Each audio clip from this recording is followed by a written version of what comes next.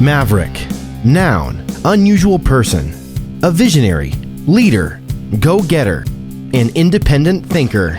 They see the vision for their life and pull that future towards them with an unyielding belief that things can and must be better. They achieve what most won't. Innovative, influential, daring, and direct, with a remarkably high tolerance for taking calculated risk. A foe to the status quo. This is Passive Real Estate Investing with Mavericks. Your host, Neil Timmins, has been involved with over $300 million in real estate transactions. He's a published author, commercial property investor, and real estate syndicator. This show is for those who want to learn how to earn passive income through real estate investing. Now, here's your host, Neil Timmins.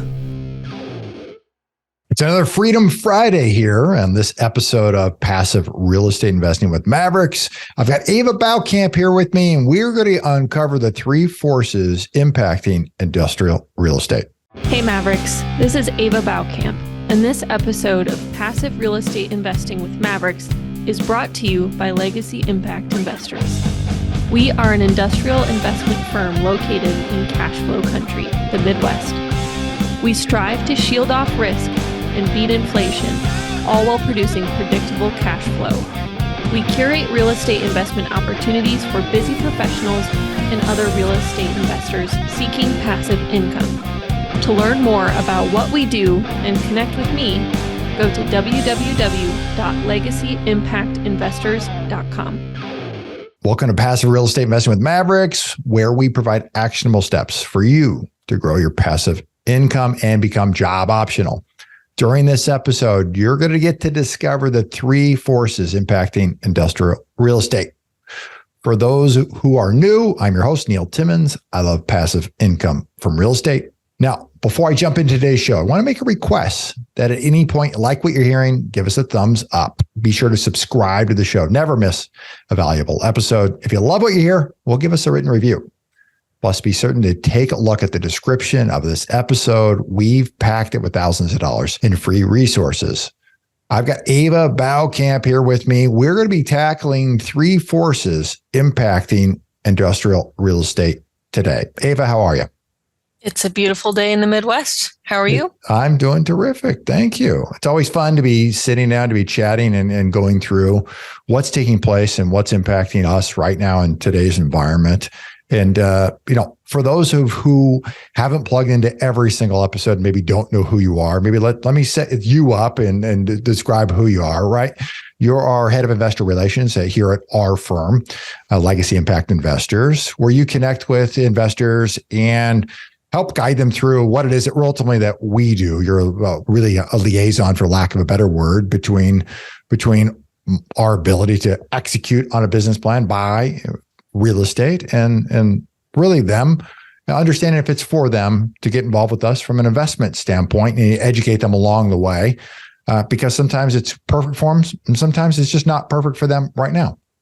Yeah, absolutely. That's a great summary. The famous saying is, it's not what you know, it's who you know. And so for us, I help connect the who and the who. So who is looking for real estate investment opportunities and who has them. And so I, just like you said, I act as that middle point, really helping investors reach their financial goals, help them discover if they are a good fit for us and if we are a good fit for them. And that's what I'm all about. Yeah, let's talk about the three factors, the three forces, right, that are impacting industrial real estate. Maybe I'll just give a little snippet. We invest, while we've invested in multiple asset classes, our core focus is industrial real estate. What I like to say, out of mind a little bit, maybe ugly and like a little misunderstood, but certainly profitable, right? Yeah, the second cousin to the other asset classes. Yes. Yeah, it totally is. If somebody's not as engaged as we are inside the asset class, It's just kind of out of sight, out of mind. They're the buildings that you just barely drive by, maybe you do on the highway, don't know enough or don't think enough about them.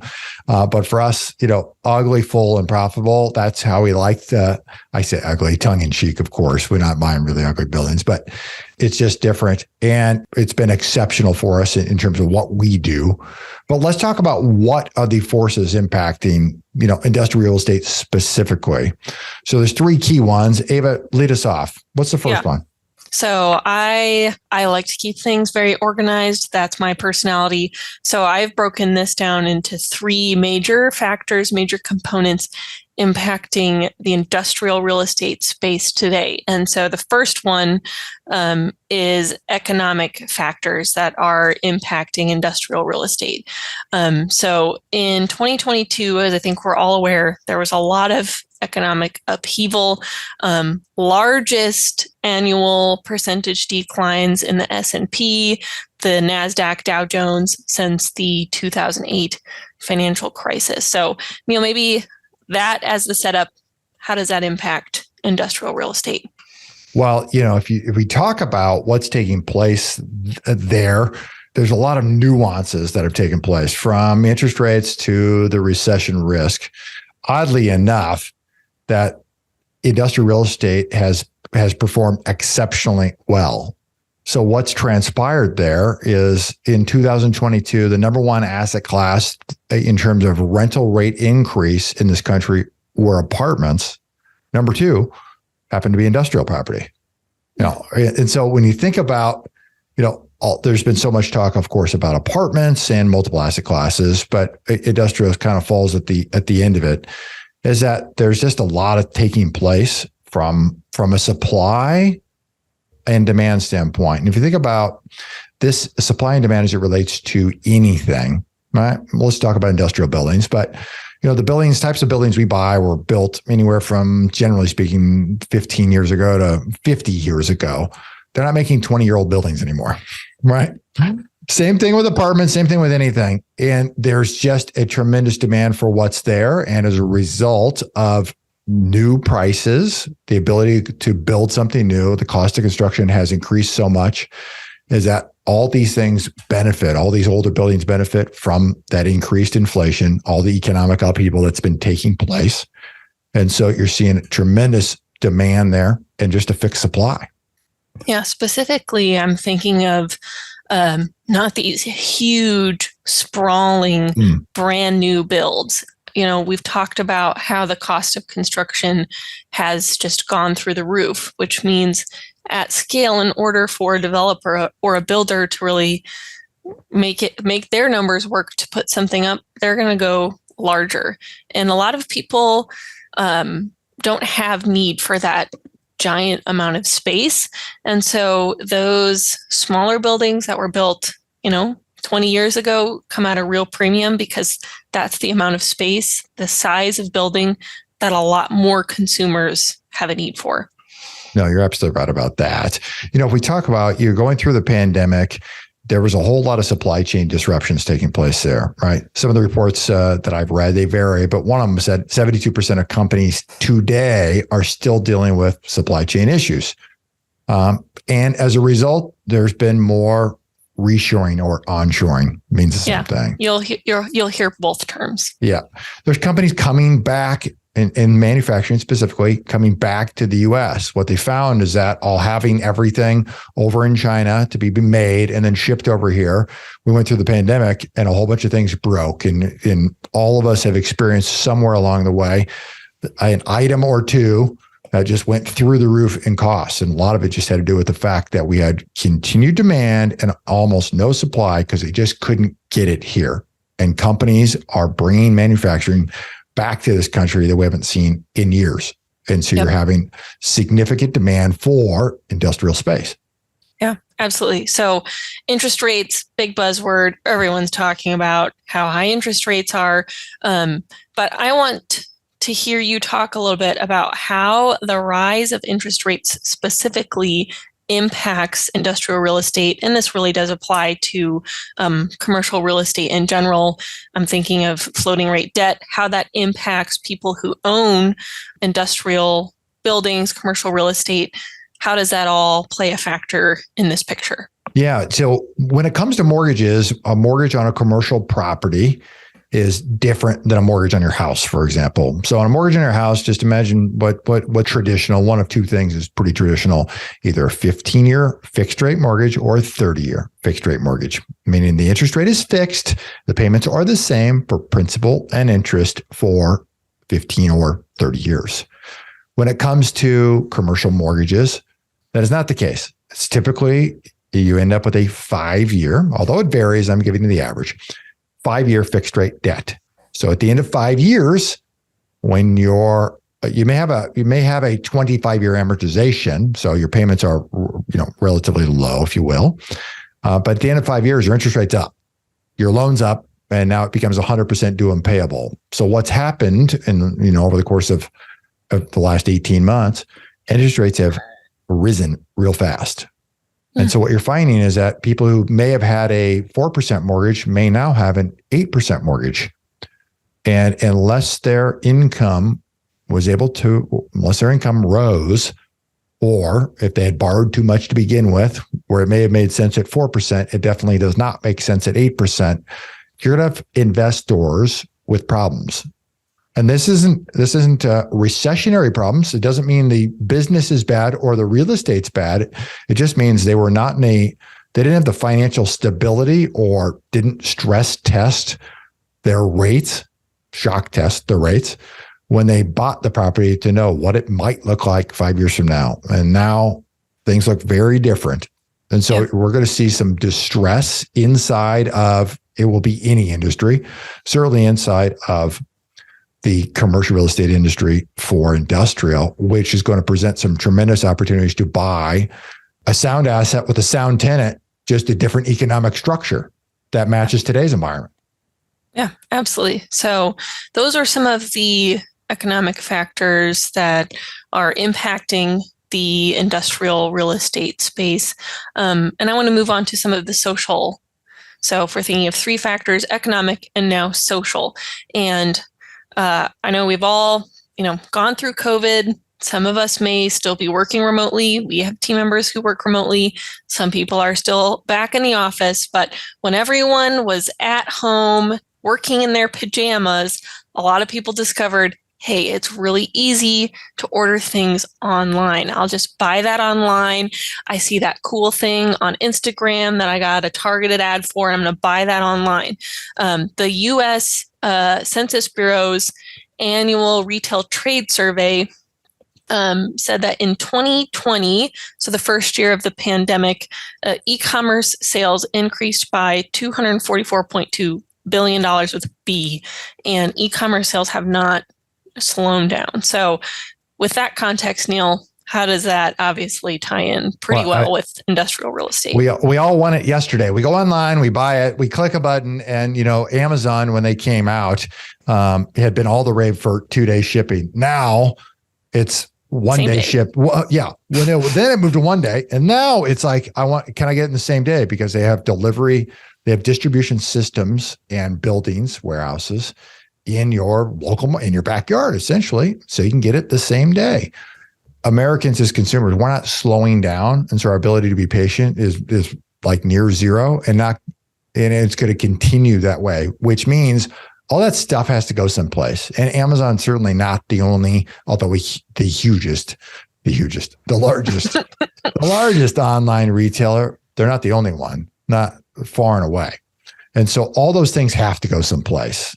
And to get them manufactured, they all have to go someplace, which means increased demand for industrial space to make it convenient, that last mile, to make it close to all of us, no matter where all of us happen to live. Yeah. And e-commerce is a part of that. And just another factor in that rising demand for space is remote work. A lot of people, they might not be remote full-time, but a lot of companies are moving to a hybrid schedule. So people are in the office maybe 3 days a week, but they're still working 2 days at home. And so there are a lot of people who prefer to do it that way. They prefer to work remotely. And that has given the workforce a lot more flexibility in their in where they live and where they choose to live, how far or how close they need to be to the office. And that's just another one of those social factors that, while we're not all going to be working from home. I think some people were predicting that.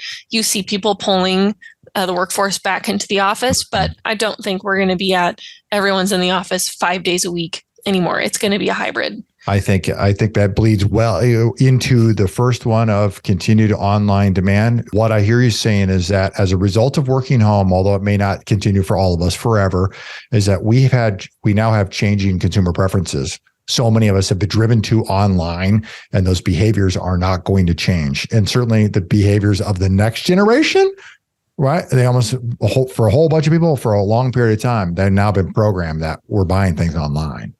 Yeah. It's frictionless. It's much easier. Yeah. And that's what people are going to go with. Yeah, you're absolutely right. The third driving force is technology. Technology, when you think of industrial, how does technology impact the industrial world? And maybe specifically, for us, how does it also impact the Midwest? So talk a little about that, Ava, how technology plays a factor both in the industrial space and then also, maybe more specifically, in the Midwest where we invest. Yeah. So technology, we're immediately thinking of computers, phones.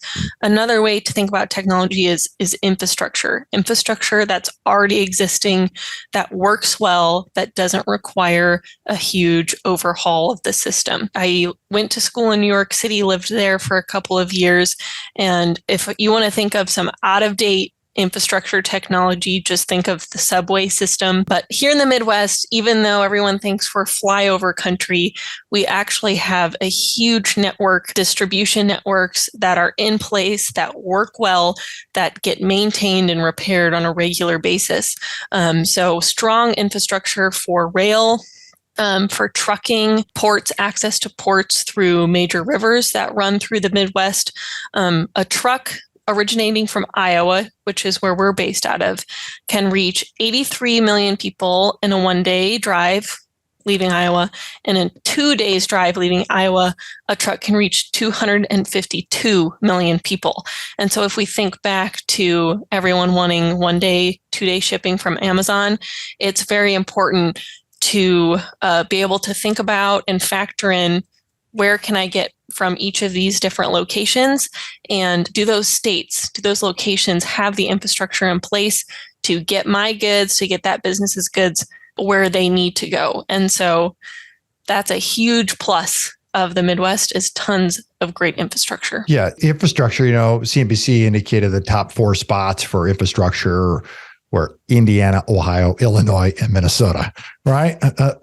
All right here in the Midwest. The first transcontinental railroad merger is now in the middle of taking place. It'll run from Mexico all the way through central United States, certainly comes through Iowa, and then up to Canada.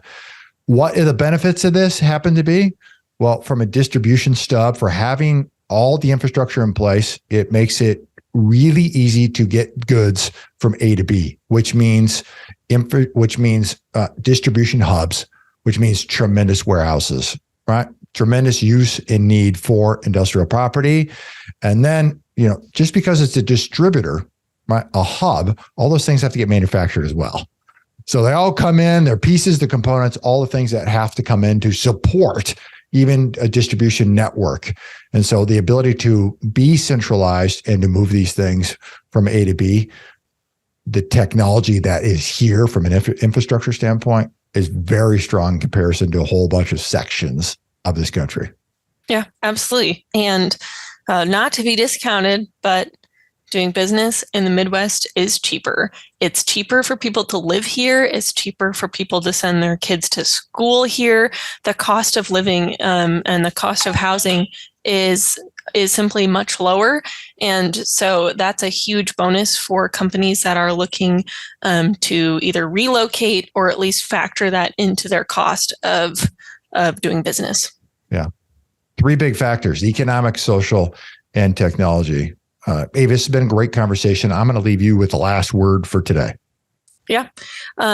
Last word for today on this Freedom Friday is that the forces that impact industrial real estate might not be things that you think of immediately off the bat. Industrial buildings are easy to drive by, they're easy to ignore, but I think it's a quote from Orrin Claff, we like to think of as an industrial real estate as a vanilla cone with a twist. So it's something that's easy to pass by. It's not as flashy as multifamily, but there are a lot of factors, economic, social, and technological, that provide that twist to the vanilla cone of industrial real estate that we believe make it a great asset to invest in.